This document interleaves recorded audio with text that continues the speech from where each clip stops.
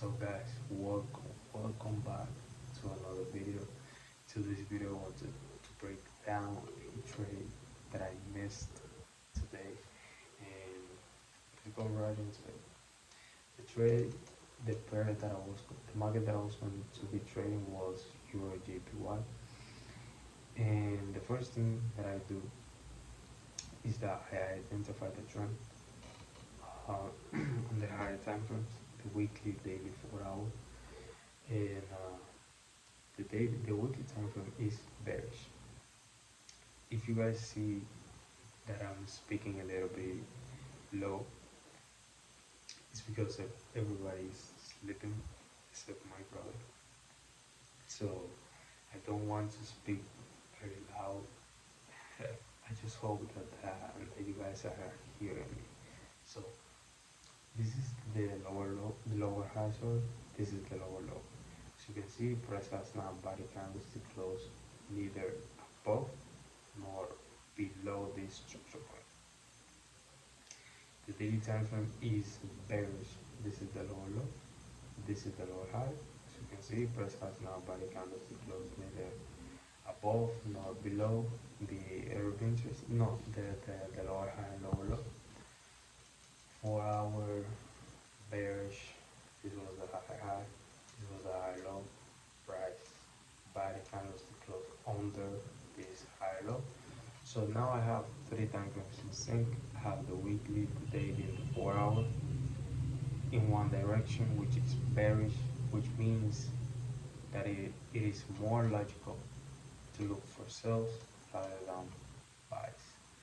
So another thing that I liked about this market was that every time we were at this area right here, as you can see, every time we are at this area right here, we tend to have a reaction.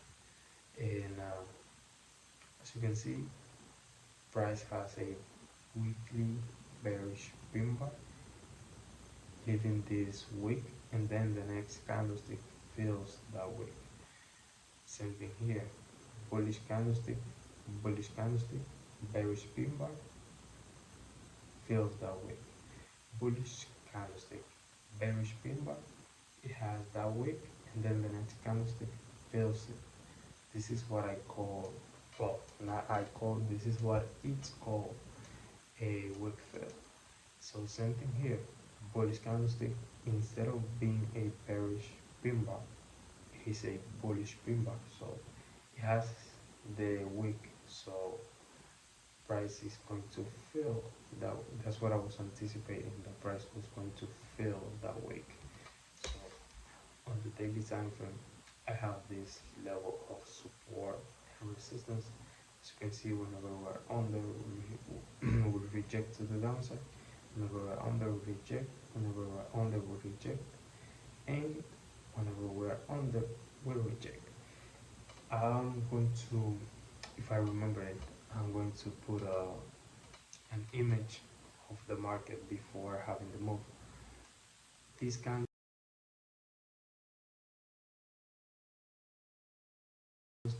was before this candlestick happening, so what I was waiting for was for price to close this daily candlestick to close as a bearish engulfing candlestick. It did, but I I was expecting it to close under these three previous candlesticks. Price had the move, and I missed it. So I didn't catch it because look at the time, guys. Look at the time. This was a 1 in the morning. I was knocked out at that time, so I also needed my head and shoulders. So I was missing the head and shoulders. So a lot of confluences. I didn't have all the boxes checked before taking this trade. So it is normal, guys. I mean, this is something that is always going to happen. We are always going to miss trades, and if I were to take this trade, if I would have taken this trade, I would have gotten a easily 1 to 3, probably right around here. I would have closed under this structure point here. after seeing this rejection. And but my original take profit was around here. I don't want to because I know that first of all I don't place the take profit. I don't place the take profit numbers on my MT5, and the reason why it's because I want to maximize my profits as much as I can.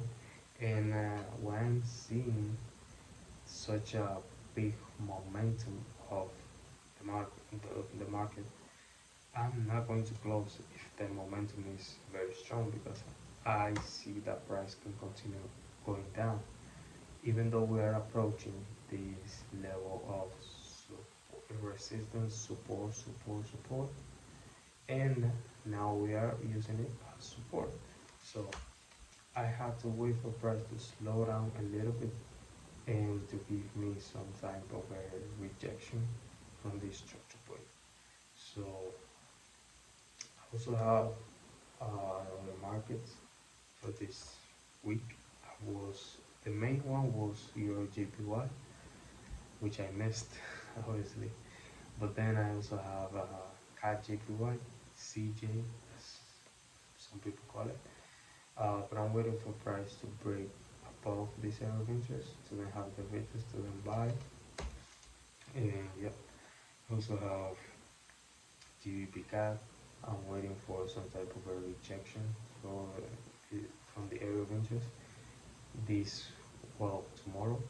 And yeah, those are the markets that I was going to be trading, guys, for this week. So it is very normal. I mean, missing trades, it's probably one of the most normal things in the market. Does it suck? Yeah, I wanted to catch that trade, but I didn't manage to get the opportunity. So at the end of the day, when you give your business, trading, etc., to God and Jesus, you don't have to worry about anything else because I know that He will provide me with everything that I need. So every opportunity that I need in the market, He will provide it to me. So I hope you guys like this video and see you guys on the next one.